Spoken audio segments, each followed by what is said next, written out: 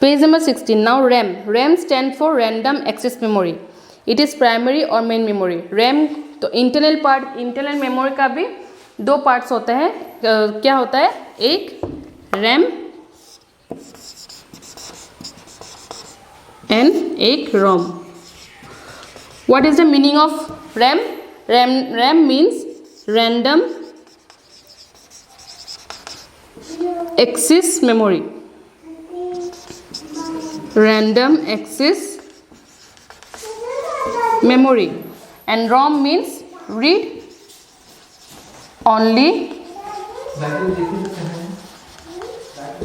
memory. Okay. RAM का मतलब है random access memory and read का मतलब है ROM का मतलब है read only memory. RAM क्या करता है? लाइक इंटर मेमोरी ओनली, जैसे ये डायरेक्टली CPU से कम्युनिकेट करता है. ओके.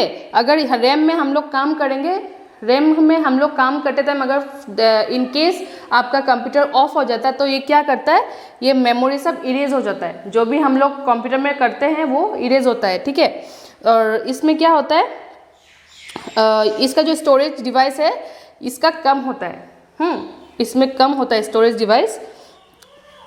जैसे कि हार्ड डिस्क, कंप्यूटर का हार्ड डिस्क हम लोग देखते हैं ना. हार्ड डिस्क में हम लोग का एक्सटर्नल GB में एक्सटर्नल जो वो होता है, एक्सटर्नल जो प्लेस होता है वो हम लोग कैपेसिटी चेक करते हैं ना कितना GB का होता है.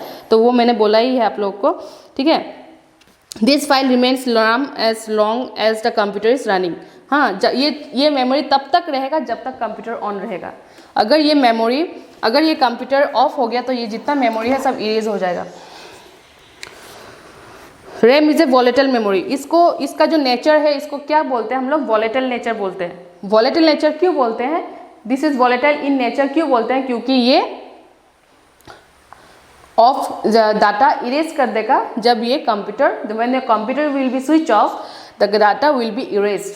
Okay. The data whatever the data and programs you have done in your computer, that will be get erased.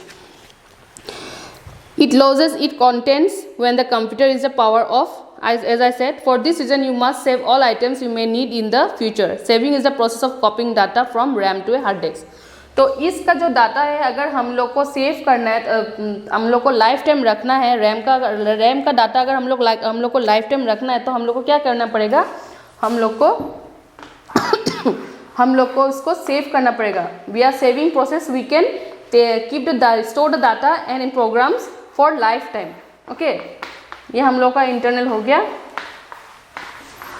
Now Rome stands for क्या होता है? रोम stands for read only memory. ये क्या करता है? ये बस रीड करता है मेमोरी को. As the name read only implies the data on ROM chips cannot be modified. Its contents are created at a time of manufacturing and cannot be changed or overwritten. ROM क्या है? ROM क्या होता है? Read only memory में क्या होता है? ये बस डाटा को परमानेंटली रखता है फॉर लाइफ टाइम. एक बार इसको डाटा को अगर रख दिया तो कोई भी डिलीट नहीं कर सकता. जब तक आप खुद उसको डिलीट नहीं करेंगे तब तक ये रहेगा. जब तक आप खुद इसको डिलीट नहीं करोगे तब तक ये जो मेमोरी है, इसका जो मेमोरी होगा सब ऐसे ही परमानेंटली रहेगा. Okay. It is non volatile. ये नॉन वॉलेटाइल क्यों है? क्योंकि ये मेमोरीज को लाइफ टाइम के लिए रखता है.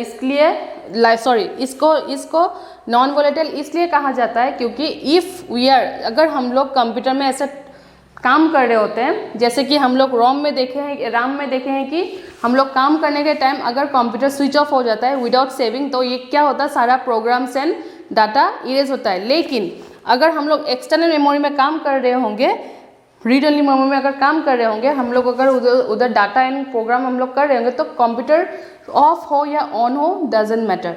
ठीक है. उससे कोई फर्क नहीं पड़ता है कंप्यूटर ऑन हो या ऑफ हो, क्योंकि ये ऑटोमेटिकली सेव हो जाता है for the life time.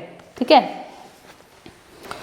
When the computer is powered, ROM is mainly used when the computer begins to boot up. Okay, as I said, in most computers, ROM is used for storing a special software called BIOS.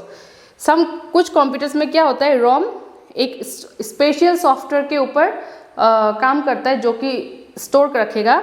वो है BIOS, basic input output system. This software helps to load the operating system when the computer is switch on.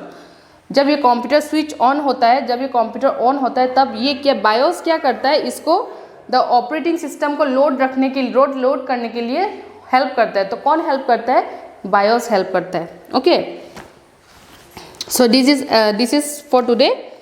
On the next class we will discuss more about next topic, that is external memory.